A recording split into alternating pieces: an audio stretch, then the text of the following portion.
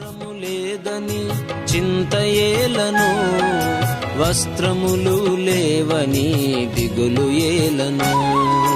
ఆకాశ పక్షులను చూడుడి చూడుడి, విత్తవు కోయవు పంటను కూర్చుకోనవు.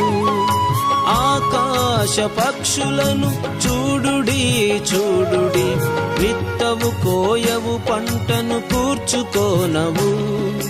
ఆయనే వాటిని పోషించుచున్నాడు, ఆయనే వాటిని పోషించుచున్నాడు.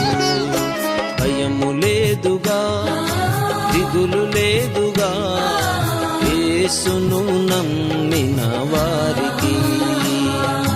భయము లేదుగా, దిగులు లేదుగా, యేసును నమ్మిన